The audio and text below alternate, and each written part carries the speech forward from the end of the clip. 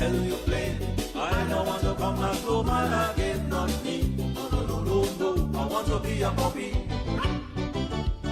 Yes, if I get a chance, let me tell you plain, I don't want to come as no man again, not me. No, no, no, no, no, I want to be a puppy.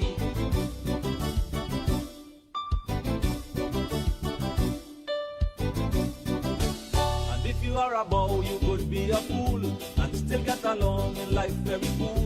Women will bathe you and treat you good. Every time you bark, they're giving you food.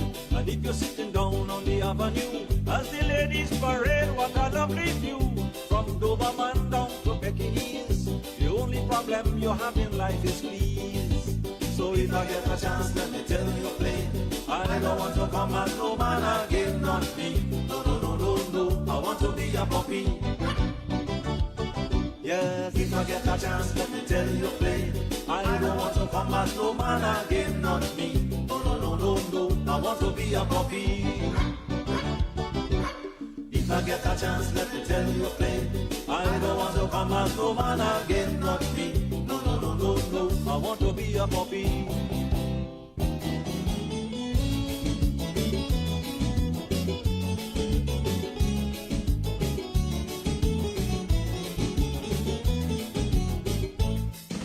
West Indian people pretentious, I don't know what is wrong with we.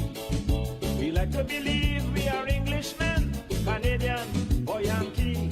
You take a Trinidadian straight from Togo, fly him to New York City, and by the time he clear immigration, the man already talking Yankee. His suitcase full of pigeon peas, but he talk like he born in Los Angeles. Freezing in the cold, but he buy an umbrella and digging soul. So you see now how Rome wasn't built in a day, I'm sure you will agree. But put a West Indian in New York City, overnight he become Yankee.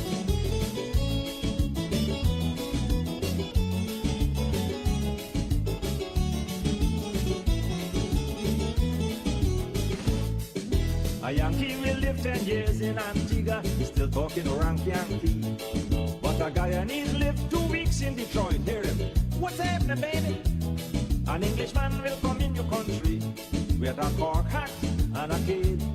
And 6 years after, he's still saying, rather, going home on the plane. But here he West Indian friend, oh George, you come and see us again. Kite Radio. Covering Guyana from coast to coast. Demerara and Essequibo 99.1 FM. Berbice 99.5 FM. Kite Radio. Kite Radio, keeping you informed. Demerara and Essequibo 99.1 FM. Berbice 99.5 FM. Kite Radio. Kite Radio. Covering Guyana from coast to coast. Demerara and Essequibo 99.1 FM. Berbice 99.5 FM. Kite Radio. Keep calm, but listen on. Rocking the waves with Kite Radio. Demerara and Essequibo 99.1 FM. Berbice 99.5 FM. Kite Radio. Hello, Kite Radio audience, Demerara, Essequibo, and Berbice. Welcome to 99.1, 99.5 FM. For those of you who are joining us on YouTube and on Facebook, please tell your friends and family we are here. Tune on, send a link to your friends and family. Call them, let them tune in saying that OG Oil Talk with OGGN Guyana is on the air. We want to thank OGGN Guyana for giving this opportunity to present our cases. And as we said, we are a 501c3 organization here in the United States. We are educational. We disseminate information as much as we possibly can to the Guyanese public and to the world at large on the oil and gas sector. So welcome tonight. And I want to encourage you, if you like our program, give us a thumbs up. So that the algorithm within Facebook and YouTube will send our information even further. So thank you so much. This evening, our topic will be radioactive material and other hazards from oil production. And to help us through this evening are two outstanding Guyanese, no stranger to none of us, Ms. Vanda Radzik She's civil society advocate for social and environmental justice and gender equality. She's also a member of Guyana's ET, which is the Extractive Industry Transparency Institute. Also with us is, again, no stranger, Dr. Vincent Adams, former CEO of the Environmental Protection Agency in Guyana, with over 40 years experience in environmental, petroleum, and geological engineering. And these two Guyanese are fully qualified to talk about radioactive material and other hazards. Before I start, Dr. Adams and Mrs. Radzik, in the news today, we have seen that the personnel from the Ministry of Energy, Mr. Bobby Gosai, for reducing the audit discrepancy of 214 million to 3 million, he was given 15 days no pay with a warning letter. Dr. Adams, you were fired for standing up for the people of Guyana against the oil companies. Would you want to say anything on that issue? Well, to start with, Guyanese are not stupid, okay? So I don't know why this government and this vice president just insult our intelligence to believe that somewhere we're stupid, that Mr. Gosai goes out there and makes decisions as his own, especially under a vice president such as Radioactive. Hell, even the president can't say anything without permission from the vice president. We all know that. So this whole thing about Gosai is just a facade to let it appear to try to cover you know what. But let's for the sake of giving them for the sake of argument, let's assume that he did get punishment that he deserved and he did mess up. Who really is in charge? It shows here again that who really is in charge is Exxon. If you're going to compare him to me, Exxon flatly said, I will never be, as much. I said it before. Even Barrett called me after, he didn't suddenly, he appeared as if he had nothing to do with when they sent me on leave. Called me the next morning. He said, no, just go and leave. And when you come back, here's my personal number. Call me. I want you to run the oil sector. I don't know why that. And he described Granger in a certain way I wouldn't mention here. Why send you over there? I want you to run the oil sector. The president himself in a president press conference, and when he was asked, he's going to bring me back to run the oil sector. Well, of course, I had told Barrett, I am not going to come back to take instructions or take political instructions. He said, no, I know you're a professional, etc. But Exxon vetoed it. I got inside information that Exxon vetoed it. That's okay. So to answer your question, so we know who is running the country. And Exxon gets what it wants. So Exxon didn't want me, right? Because of, we all know why. Because I stood up and I had the competence to stand up to them.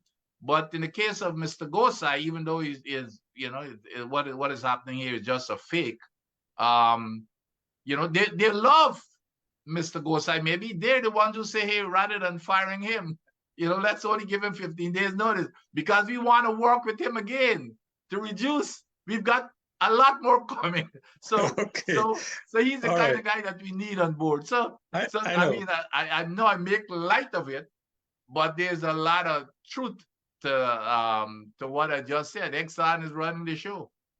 Well, as you said, Mr. Routledge himself was sympathetic to Mr. Gosai, and they were not the same thing to you, but we will leave it as that. Ladies and gentlemen, members of the public on radio, on YouTube, and on Facebook, Dr. Adams, I want to ask you first question on the radioactive material. First, what is radioactive material? Well, and radioactive material is a material that contains radioactive chemicals. And it's like every chemicals, and we've got thousands of those chemicals. And it just so happened that certain chemical compounds, and when I say chemical compounds, such as oxygen and nitrogen and all, and beryllium and dioxins, all of those are obviously chemical compounds. Now, so radioactive compound is the same thing. It's a compound, except that it has radioactivity. If you look at, and a lot of these elements, they have some form of radioactivity. Almost every element probably have some form of radioactivity, but to a different extent. So radioactive material is the material, and of course, you can use it for harm or for good, because you can provide energy. So as soon as people hear about radioactive material, they get nervous, something bad. It's not necessarily bad. We know that there are nuclear reactors all over the world. Countries such as France is highly dependent upon nuclear materials that use radioactive elements to generate that energy. As a matter of fact, I spent probably a lot of my career in the United States running, the nuclear parts of the nuclear weapons complex for the United States, and parts of using it for energy, etc. So it's a good thing, and it's going to be it's also a bad thing, as we know, with the Cold War between Russia and the United States. That was it. Who had the biggest, the more nuclear bombs. So it's a good thing and it's a bad, but it's just like it's no different in terms of the hazardous material. Even the hazardous material could also contain radioactive elements. Yeah, I was coming to that, Dr. Adams. And so they're so all you're bad comparing, stuff. so we're comparing radioactive. In terms of waste, both radioactive and hazardous material, they're bad. But in terms of, if you take the radioactive materials in itself, you can provide positive things such as energy and also radioactive medicine. By the way, there's lots of radioactive. So in the context of waste, it's not a good thing, because you can capture it all under the umbrella of hazardous waste. So don't get mixed up with radioactive and hazardous waste. Just for simplicity, put it under the umbrella of hazardous waste. And what hazardous waste is, which applies also to radioactive material, hazardous waste is waste that contains properties that are dangerous and are capable of harming, of causing significant health effects on people and the environment. So it's dangerous and causing health effects on the environment and on people. I was coming to that. So for our audience out there, what Dr. Adams is trying to tell us in very clear, concise terms is like a fire. A fire can be a good servant, but a bad master. Yes. Similarly, radioactive, we go to the hospital, the x-rays and the different things we do there, they're all radioactive, but they're good things compared to when it's bad. So my question, Dr. Adams, is that, is radioactive one of the various hazardous waste produced during oil production? Absolutely. One of the key production processes that brings up a lot of that generates, well, it doesn't even generate when the earth itself, like I said, radioactivity is all over the place. By the way, just to put it into perspective, when you eat banana, Brazilian nuts, they're loaded with radioactivity. I'm not, I don't want to cut down on the sales of banana, but they're good. But those are two of the more things that we know about that are common, that we like to relate to banana, Brazilian nuts. But when you take a flight, the higher you get, the more you're exposed to radioactivity. Like you said, X-rays. However, there's your body, it doesn't do harm to your body. As a matter of fact, there's studies that show at low radioactivity levels, the people who live in high elevations, they live longer and healthier than people who live at lower elevations. And the conclusion we're arriving at is that low radioactivity is good for life and for your health. There's no proof of it, but that's the only conclusion we can arrive at. Yeah, but so radioactivity is it's like you said, it's a good thing. But then of course, in terms of the oil industry, when it's full, we remember where we get radioactive material from, in the ground. You mine uranium and everything else, it's in the ground. So your soil has radioactivity. So what happens now, when you drill a well and when you produce that oil and gas and water that comes out of the ground, comes out with radioactivity. And it's called normal, it's normal radioactivity that comes out to the ground. So, and I've been talking about this all the time. So that material, that's one of the reasons why we should not be dumping water into the ocean. We're dumping produced water into the ocean, and that water could be loaded with radioactivity. Nobody knows, unless they're doing some study, they probably need to disclose how much radioactivity is being dumped into the ocean with all of these millions and billions of barrels of oil that will eventually be dumped into the ocean.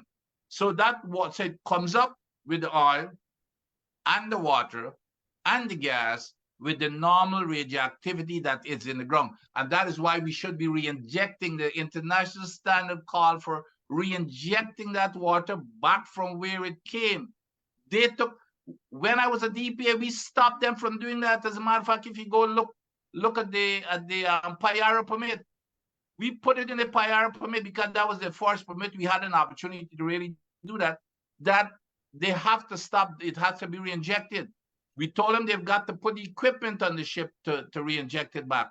And as soon as I left, they removed it, and now they've removed it from all of the permits and to dump it into the ocean to save Exxon money while putting the people of the Caribbean, because it impacts everybody in the Caribbean. It's not only Guyana. So yes, there is radioactivity, and on top of that, if you go back to the hazardous material now, Charles, that water also comes up with lots of toxic chemicals, hazardous chemicals.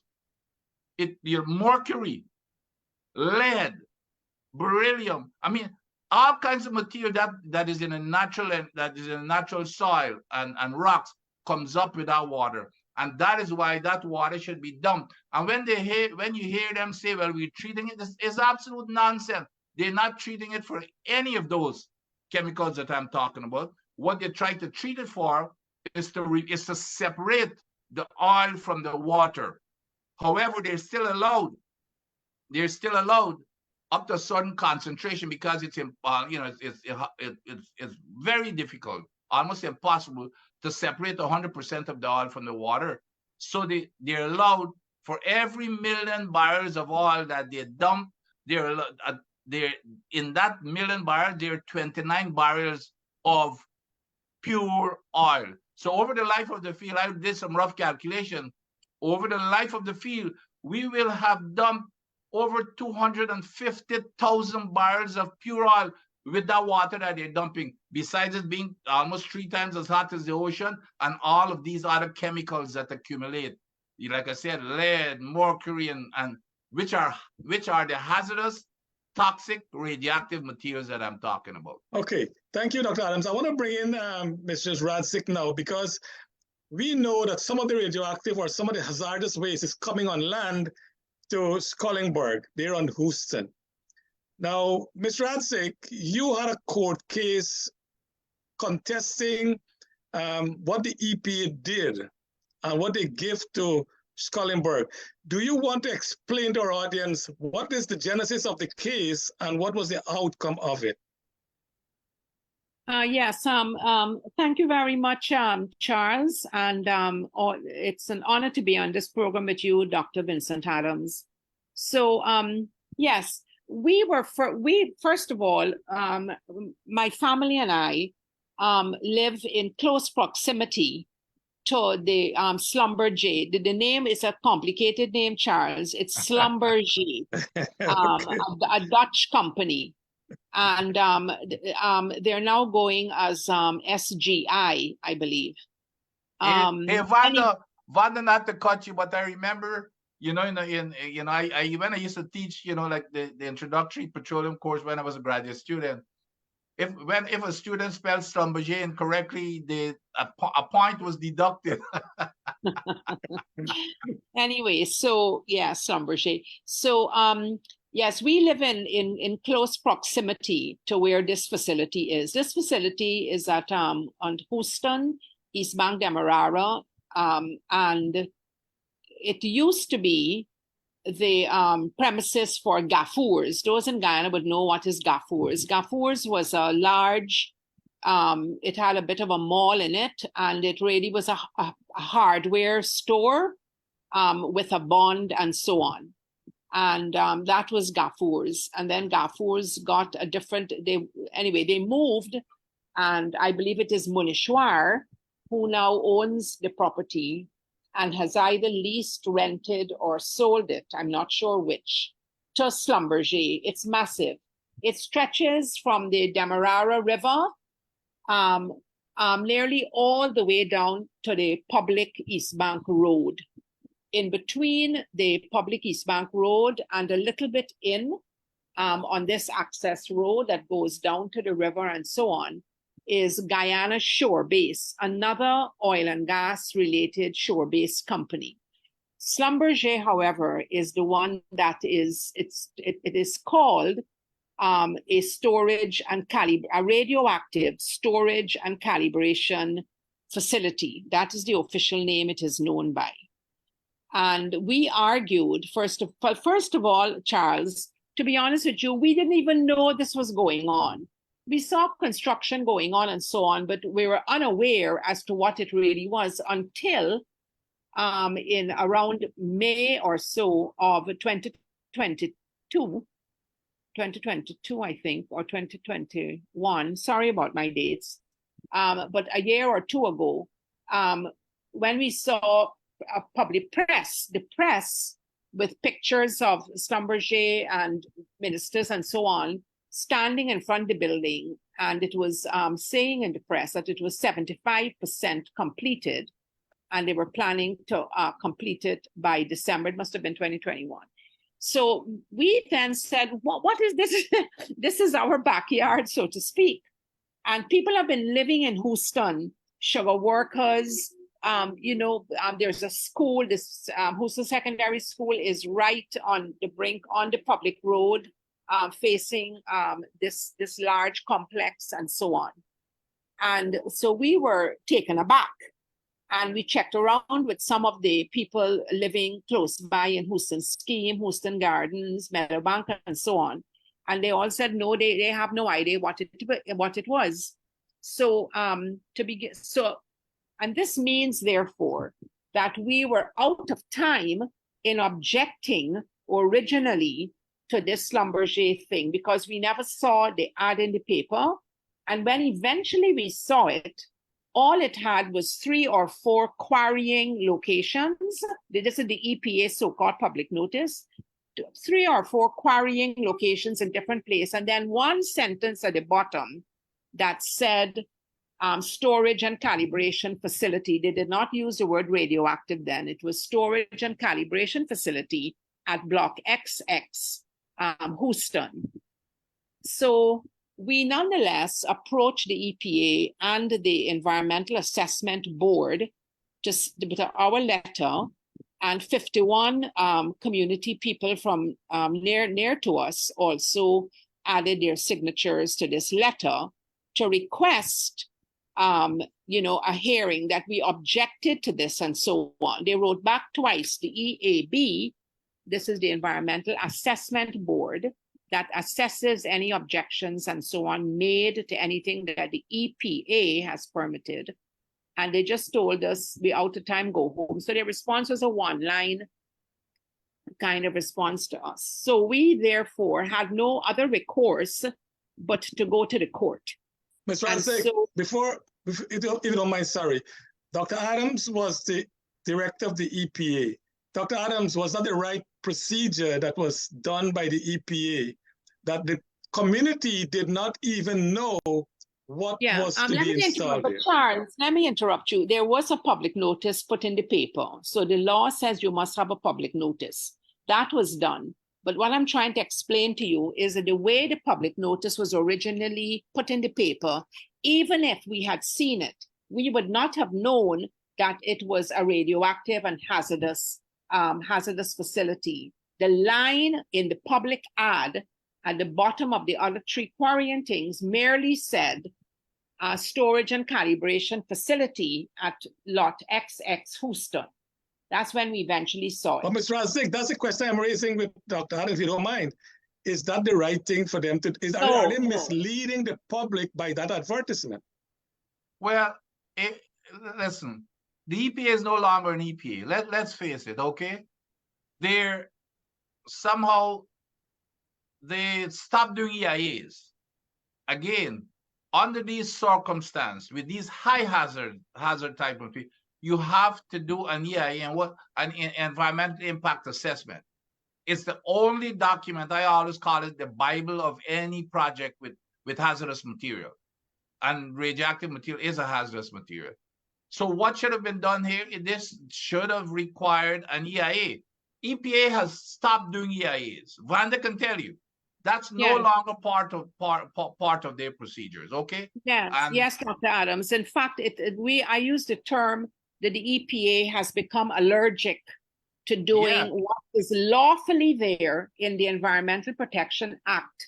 That the EPA, it has a long section 11. It lists all of these things that have to be independently and scientifically assessed in order for any kind of operation, or certainly of this scale, and with all the hazardousness implied with it. But the EPA Mr. Razik, I know we're really running for time, but I really want you to get into the court case. But I just want to tell our audience, we're listening to 99. This is very important. This is very important history. I know. Anyway, if I could continue. So therefore, we had no recourse, having been rejected in making an objection to the EAB and the EPA. We had no recourse but to move to the courts, which we did. And our case was eventually heard on the December the 16th of 2022 by the Supreme Court, the High Court of Guyana, under Justice Harnalan. And the EPA and Schlumberger were the opposers to our as we were the appellants in this case. And we made a case saying that, number one, it was misleading, to use your words, in having this one-line thing published in the paper, which we did not see. Secondly, that an EIA, an environmental impact assessment, is the law. It is required. You can't weasel out of it. And that was, a large part of our case in quoting in our affidavits, quoting the actual Environmental Protection Act chapter and verse, which specifies this, that, and the other, which formed the basis of our case. Not least of all, which was that facilities such as this, we argued, such as a Schlumberger radioactive calibration and storage facility, should not be located anywhere near to where people, near to where residential areas, where schools, offices, temples, mosques, churches, recreational facilities, and water is located, and well, several other things. But that was the gist of it, and the fact that anything with radioactivity would essentially be hazardous to residents and citizens of Guyana, especially in the proximity where this thing is. Charles, this thing is slam bang dunk in the middle of where people have lived for hundreds of years. The judge ruled in your favor? The judge ruled absolutely in our favor all the way down, and also then imposed an injunction on Schlumberger to cease. First of all, he ruled that the EPA unlawfully gave the environmental permit to Schlumberger. And at the end of all of that, going through chapter and verse, he then also imposed an injunction on Schlumberger to cease all construction and operation. And that came into effect. But these people, I need to say the Schlumberger and I guess the EPA, they really don't care. It seems as if, sadly, the rule of law in Guyana is no longer applicable to certain elements and facilities in our country of Guyana. And we objected wrongly to this, and the judge found in our favor. However, after the judgment was issued, Schlumberger came back to the court in January of 2023 to ask for a stay of the judge's order, because they said they needed to bring a container of the same radioactive material, which was alongside one of the drill ships. And they needed to bring it to this Houston plant by us so that they could then do whatever they got to do and then find a way of wrapping up so that the injunction could be opposed. The judge made short shrift of that. The judge said in just one sentence or two, "N-O, no, that I have ruled on this matter. You had a whole month before you come back to me with this thing. And why during that month you didn't do why you clean up your operation? The injunction stands as of the 16th of December, 2022. So he did not mince his words with them. Interestingly, the judgment, I think, was so clear and within the law, very specifically, that neither the EPA nor Schlumberger filed an appeal.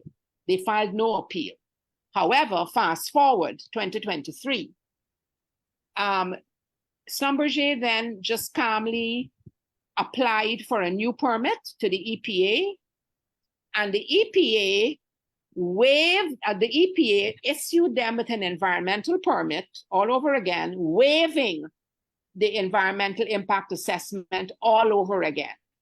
And so this is where we are right now. We then buy the Chronicle every day to look to see what the EPA is saying in its public notice. And we saw the notice, although it was buried in the Pepper Pot magazine, but nonetheless, we were able to see it. And so within time now, we objected.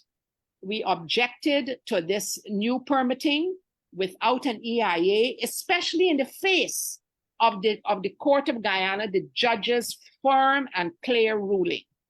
So we wrote our letters of objection, and then on September the 13th, just last month, we were able to, we made our oral submissions to the public hearing held by the Environmental Assessment Board.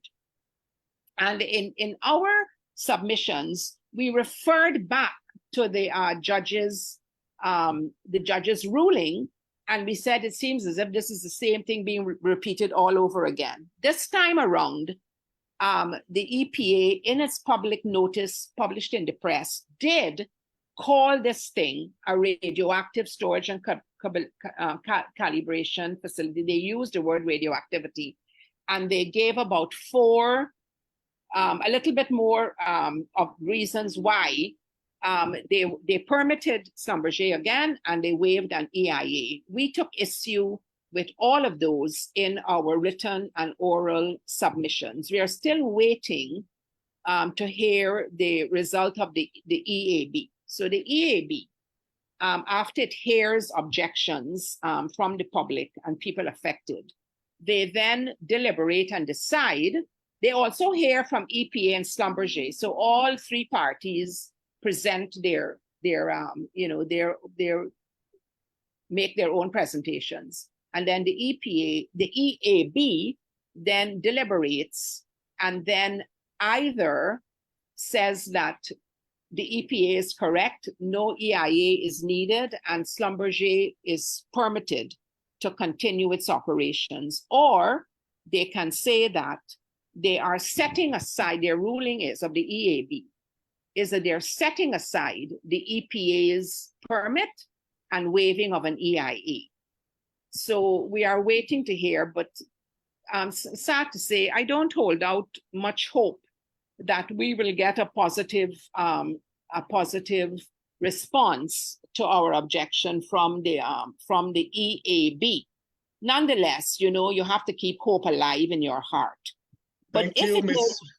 Ms. But I just Radzik? want to say, Charles, if it is that we get a negative hearing, we will once again actually go back to the court on this matter, because it is clear like daylight, Charles, Mr. Sogrum, clear like daylight that an EIA, an environmental impact assessment of something of this nature, is an absolute lawful requirement.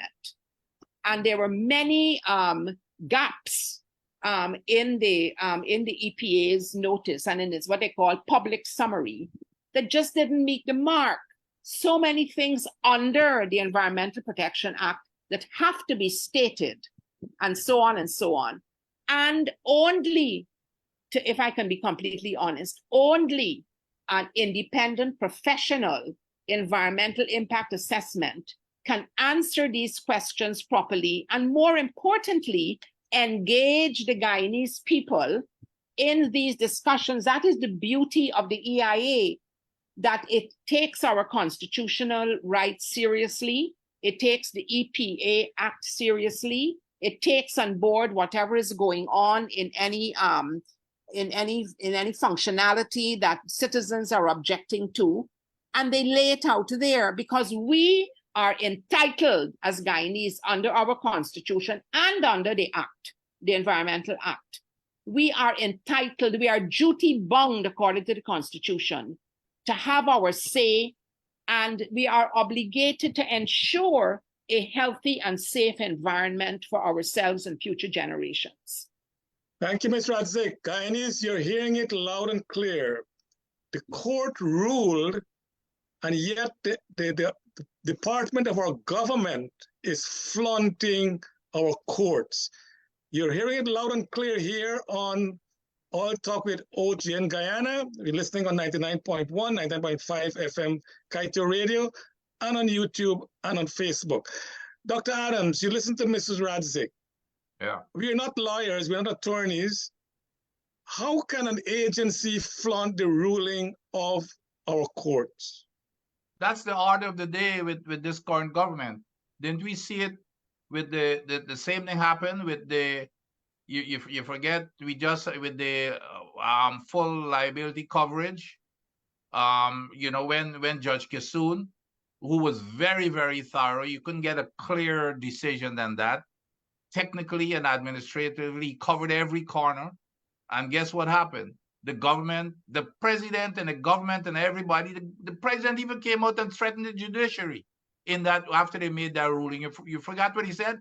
That ruling should be what? Consistent or something of the sort. And they're treading in murky waters, and then the government decide that they're gonna go and appeal their own law. So this is not anything new. They even overturned the EIA for the bridge when I left.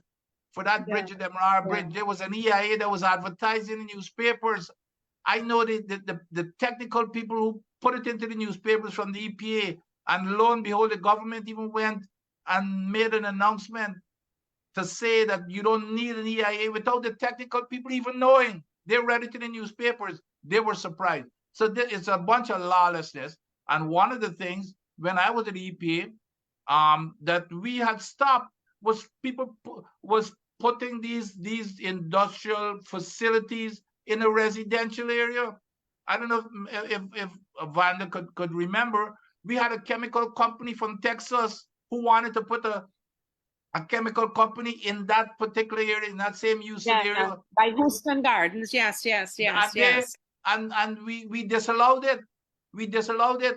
The zoning doesn't allow it. What were you doing in the right? I was coming to that question, and you and Mr. Radzik, but before, what is the zoning in for that area? Is it commercial? Is it industrial? What is the zoning? You see, we have hold on. Before you get to the zoning question, I just want to, of course, Vanda covered that case, but let me tell you what's the danger before we even get to. Let me tell you what's the danger. There are classic cases of radioactivity where these radioactive sources ruptures. These schlumberger is the tools that they put down the hole. It has a radioactive source in that tool, just like in the hospitals where you have these sources. And if they get into the wrong hands, so why you do an EIA? is to look at all the securing of it to start with. It's not even the storage. When it's stored, you got to secure it. It's the transportation. Could somebody go and steal it and rupture it? And here's a classic case, a world-renowned case that is taught in every radioactive waste management. It's a Brazilian accident. It happened in Guyana accident. It was the Time magazine reported it as the worst nuclear disaster, one of the worst nuclear disaster. The International Atomic Energy Agency called it one of the world's worst radiological incidents. And guess what happened? A source from the hospital, which is similar to the source that Van is talking about, got into the wrong hands. A guy in an abandoned hospital, a guy got in there, picked up the source, didn't know what it is, and decided to sell it for scrap metal. It was breached, they got and they broke it up. 4 people died. It spread all over the tongue in Guyana, all over in Brazil, all over the tongue.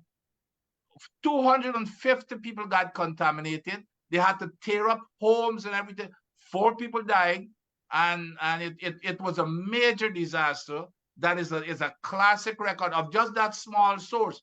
So these things should not be in residential areas to start with, or if they are, that's why you need an EIA to show, even if they are, how are you going to protect it to make sure that doesn't happen during transportation. Let's say you get into an accident while they're transporting it, and that source breaches in that accident, it breaks somehow.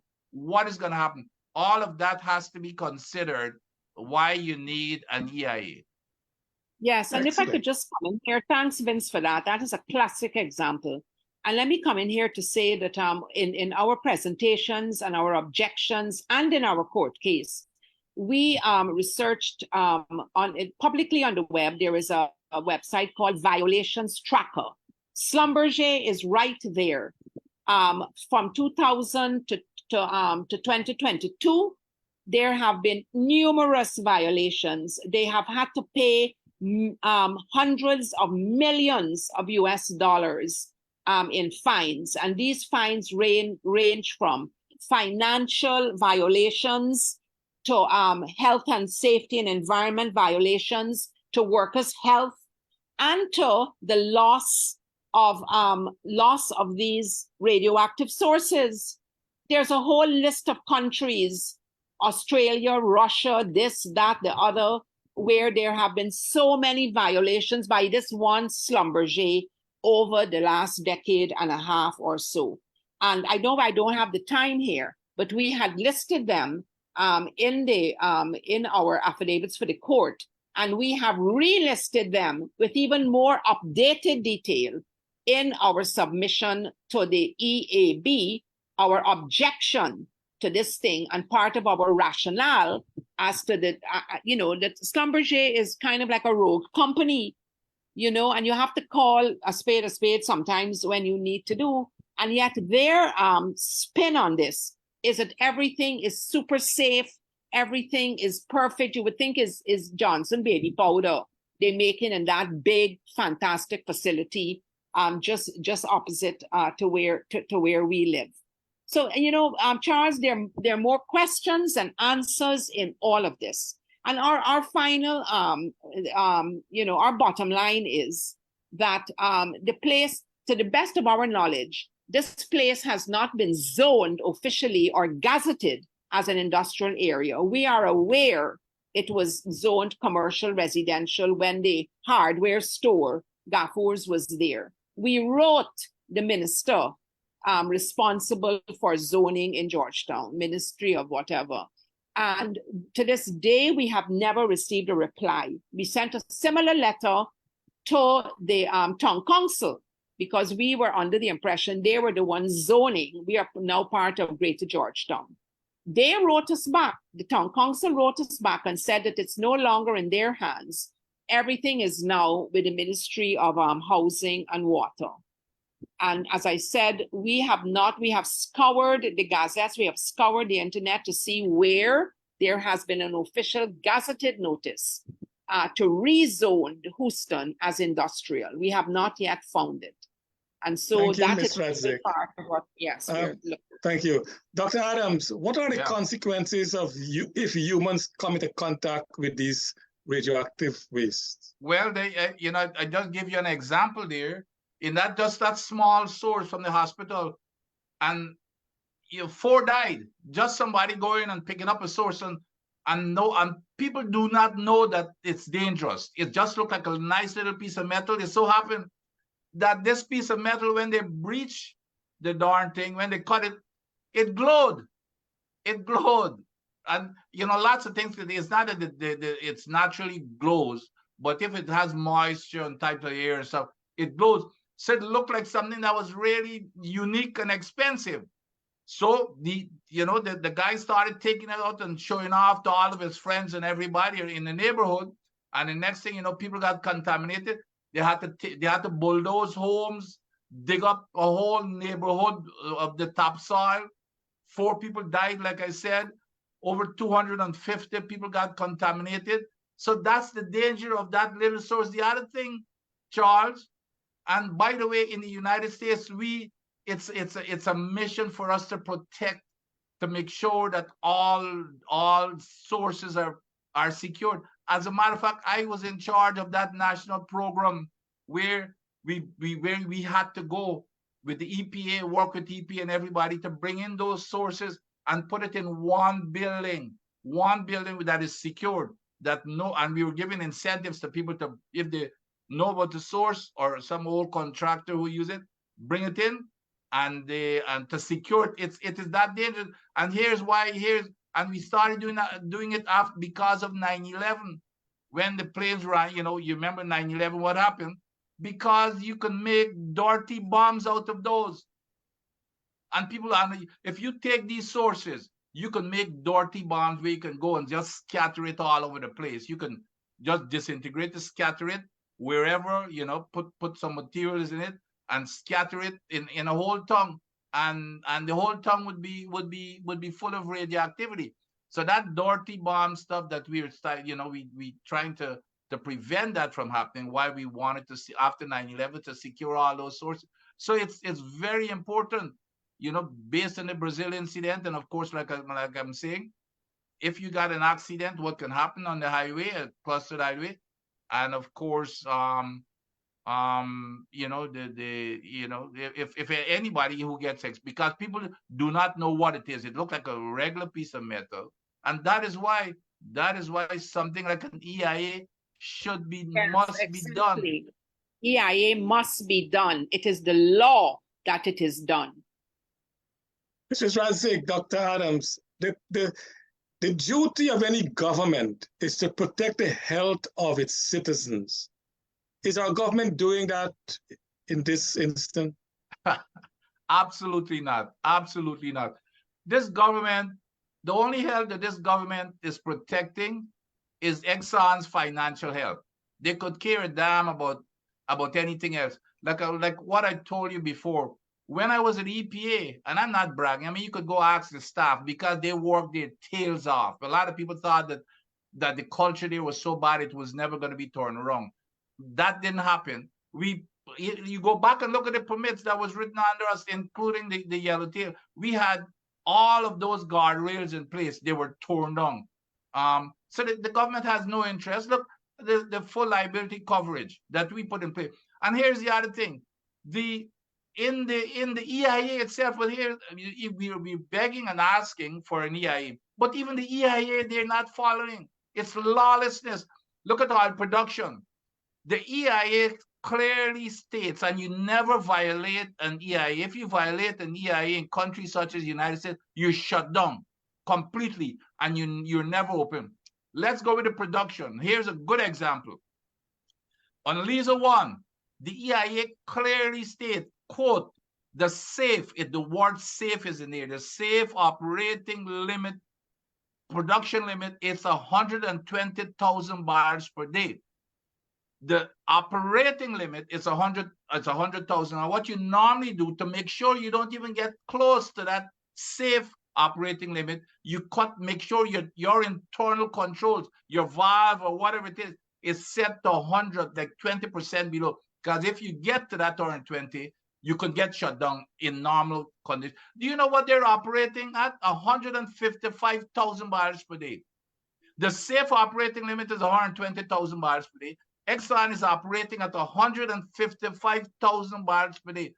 And I and others have talked about it, but it doesn't matter. It's the lawlessness. They don't care what we say. They're putting the nation's health, safety, and the environment at risk just for Exxon to put money in their pockets. And then they've got the gall to say that, for example, when they were flaring, because flaring is tied in, I did some calculations. All you've got to do, cut back on your production by a small percentage to stop flaring. They say, no, we collected money for flaring. Let's say some calculations. At one time, they could have cut back by 4,000 barrels to stop the flaring. But if they cut back by the 4,000 barrels per day, they would have been losing like $400,000. But to flare, by gaining that 400,000, they're only paying 12,000 in that paltry, stupid fine for the emission. So Exxon is paying 12,000, but they're getting 400,000, and the government is bragging about that. So that's they really don't care about the people. All they care about, the only health that they care about, is the healthiness of Exxon's pockets. They're dumping water in the ocean. They're flaring. Just lawless operation. They really don't care about the environment. Gentlemen, Charles, Dr. Adams, Mrs. Ratsey. if I could, Charles, I just want to come in here because based on what Vince is saying, the arguments that must always, and it's in the Environmental Act, is the cumulative, the ongoing building up, the cumulative effects of a facility such as the Schlumberger at Houston, because they're going to be operating for what, 30, 50 years, whatever. And these amounts of barrels and the amounts of these hazardous and dangerous and radioactive sources coming on a regular basis into the area where we live and accumulating over the years. I mean, none of that is mentioned in anything that the Schlumberger or the EPA says. And it is a critical fact. And also, Guyana is one of 9 cities around the world that the big UN scientists have projected are going to be underwater, Georgetown underwater by 2030, if there is no stringent stopping of the amount of emissions from oil and gas and other sources, the warming of the water, as been said, when they're dumping this water so much degrees hotter than what is in the ocean. All of this is going on. I mean, it's outrageous and it is out of order. And our government has to, they have to abide by the rule of law, and EIA is part of a rule of law. And the fact of having these things in the midst of where people and children living and children going to school is outrageous. It is unwise, and we believe it is unlawful. Thank you. You're listening to. But Charles, let me make this. This here has to be mentioned and re-emphasized and re-emphasized. Even with an EIA, this here is the length and depth of the lawlessness. We're clamoring for an EIA, but even when you go on EIA, you check that box, you go through the motion, they are not even following. They're not even following what the EIA says. That's a good example I gave you with the production rate there. So even when you push them, they don't want to go with an EIA because an EIA takes time. But even when you do an EIA, it doesn't matter. They forget about the EIA. They thumb their nose at the EIA to put the country at risk. Because there is no monitoring. This is the problem. Who is monitoring who? If you actually have a professional EIA and all of these things are said, you must do. Who is monitoring it? No, Vanda. Okay, this is not about monitoring. Right. Vanda, I'm saying, Vince, that generally speaking, there is no monitoring of it. So if you have an EIA and the EIA prescribes certain things that you must do, that you're obligated to do based on the impact assessment. It comes back to the question, who is monitoring that? I mean, right now, who is monitoring those rigs right out there in the ocean? Right next door to us. Who is monitoring? All right. Let's. Okay. But let me just finish. Who is monitoring if the injunction by the judge? This is an important point. Who has monitored if the injunction by the judge in the Schlumberger case is actually being adhered to? And that's what I'm coming to, Ms. Radzik, Dr. Adams. I'm coming to that. What you just said there, and it's very concerning that if the environmentalists, the people who look at the entire earth, thinks that Georgetown will be underwater in a couple of years from now, where are the business community, where are the legal minds to ensure that our country is protected? This seems to be absent. But Dr. Adams, I want to ask you this question because we're running out of time now. Can these radioactive substances leak into trenches and rivers? And if they can, what effect will this have on fish and other wildlife? And is there any monitoring set up, as Mrs. Radzik asking, to know if there are any leakages? Yeah, absolutely. Like I said, radioactivity is no different to chemical. It could come in any liquid could be radioactive. Any element, like I said, the oil and the gas and everything that comes out of the ground, it could have radioactivity. So even solids could leach out. If anything that is radioactive, some radioactivity is more soluble than some, like cesium-137, which is that's just one of the elements. That's, as a matter of fact, that's very soluble. When it gets into your body and those type of things, they behave kind of differently. So absolutely. So you can have those type of effects that radioactivity can cause, as we've seen with the Chernobyls and every place we've had a radioactive disaster. But I want to get back to the monitoring part of it. We have institutions in place that are supposed to be doing the monitoring. That's not the issue. The EPA is supposed to be doing the monitoring. We were doing the monitoring when I was there. The EPA is not allowed to do their jobs. It's driven out by politics. Like I mentioned before, the permits, it's not that they don't know that it's happening, but they don't care. Here's a good example. Vanda asks, who's on the ships? When I was there, we set up a program, Charles, I talk about this all the time, with $1 million we got from the World Bank. We had an entire organization that we built that was called the Petroleum Unit with 36 high-powered staff members. We were going to go out and recruit. You had to have at least 5 to 10 years experience in oil and gas industry and in the environment that were going to be on the ship 24/7 to monitor. You know what this, and we want to train other people too. You know what they did when as soon as I left, they abandoned it and declared that they didn't even know about it until the front page, the cover of the document appeared, and then they start running and hiding. They said, you know what the staff was told? That monitoring, all they need to do is give the staff, hand out the permits and monitor, leave the operators, let them operate. Monitoring is not important. I mean, that's what they're telling the staff. So this whole thing about we have agencies set up, but they are not allowed to do their jobs. It's as simple as that. Okay, Dr. Adams, we're out of time, but I want to ask you one question, Mr. Razak, come in. If there's a leakage of radioactive material at Houston, what parameters within the East Bank or the West Bank or Georgetown is likely to be affected?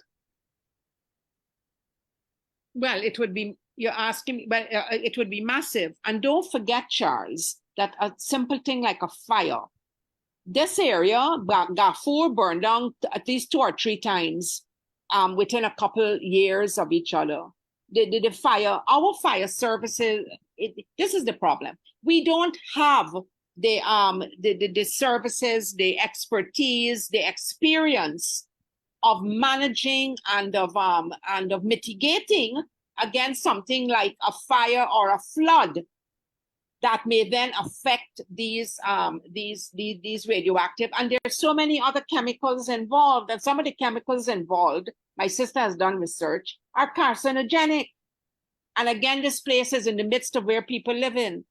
So if you have a fire, an explosion, and as Vince will tell you, many of the things coming into this facility are explosive combustible materials.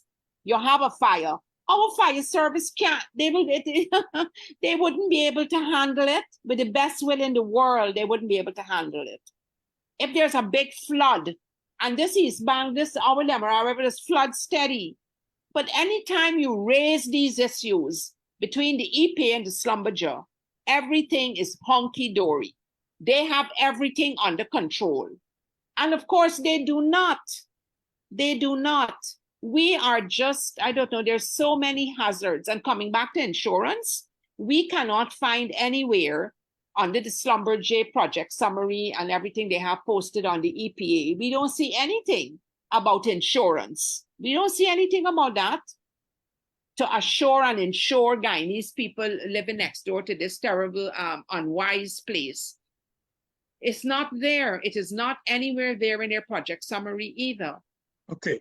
Dr. Adams, if there's a leakage, do we have the competent department or organization to handle it? Absolutely not. And here's why I can tell you that flat out. There's nobody that is competent. First of all, it's not just even at the EPA. You've got to set up what is called an emergency response plan for these things. Again, that is why you need an EIA. So now you've got to train people, because what happens, you see the questions you're asking me, you have got to identify all of those chemicals, those radioactive, every single radioactive chemical that is in whatever waste, that is not only, it's all the hazardous waste and everything else that is coming ashore.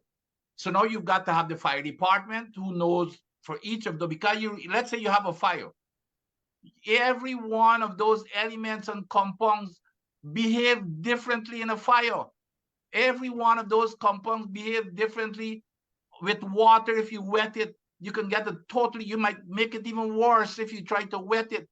So it's the entire community, the response plan, the emergency response plan, which means you have to train the entire committee, not only EPA that has really no training, the fire department, or all the response, the people who live in it. So if you have an emergency, they know exactly what was in that building, down to the chemical that was in there. And if it's up in fire, we know how to respond to that particular chemical. So there's none of that. There's none of that, Charles. I can guarantee you there's none of that. We just running everything by the seat of our pants. And there's no evacuation plan. Nothing. There's no evacuation plan. And the public hospital, we call them informally, to say, look, They said, no, they don't even have the capacity in the hospitals if it is that people are getting injured, or their skin is being whatever. We don't even have that level of capacity. Okay, Mrs. Radzik, Dr. Adams, we are coming to the end of our program. I think you guys both have to come back on this program. I have a lot more questions to ask you about temperature change and produced water and the effects of acid rain and so on, but we can't discuss all of that today. So you will have to come back to educate our Guyanese people, because Guyanese need to be educated. As Mr. Ram said, every man, woman, and child should be oil and gas, knowledgeable now. So this radioactivity is so important, because it can destroy thousands and thousands of lives if we get contaminated. Mrs. Radzik, we're closing now. Do you want to say anything in closing? Well, thank you very much, Charles, for engaging me. And if we do have a follow-up program, my sister Danuta Radzik also did a lot of excellent research, which she presented to the EAB on the wastes and on the chemicals. So I would just like to flag her name here for you for maybe subsequent programs. Thank you. And thank you so much for being on our program tonight. You have been very, very informative. I think the Guyanese people love what you said. Dr. Adams, anything in closing? Oh, I would like to say a lot. Like you said, we can spend all night. But here, let's put things into perspective. And Vanda was there at the meeting at West Demerara before the EAB with the EIA that was waived for that gas plant. I could not believe my ear when I heard the executive director of the EPA stood up there. And here's the reason. Here's his justification for not having an EIA. And I've got the quote, it's written, that if we do an EIA for that gas plant, that means that we would have to do an EIA for every single motor car that we're driving around. He said that. It's ridiculous. Now, imagine you comparing a gas plant to an automobile emission, but that shows the level of the competence and where these people's minds are. So, you know, they do not understand the magnitude of the hazards. And that's the dangerous thing that I think that comment that comes from the head of the EPA tells the story as to where this country is when we talk about monitoring and understanding what the issues are. Thank you, Dr. Adams. Thank you, Mr. Radzik. Thank you, OGGN Guyana, for allowing us to do this program. Thank you, Kaito Radio. Thank you to our Kaito Radio audience and to YouTube and on Facebook. Give us a thumbs up if you like the program. There's much more information coming up, because OGGN Guyana is for information sharing. Thank you again. Until the next time, good night. Thank you, Charles. Thank you, Vando. Good night. Good night, all. Thank you. Kite Radio. Covering Guyana from coast to coast. Demerara and Essequibo 99.1 FM. Berbice 99.5 FM. Kite Radio.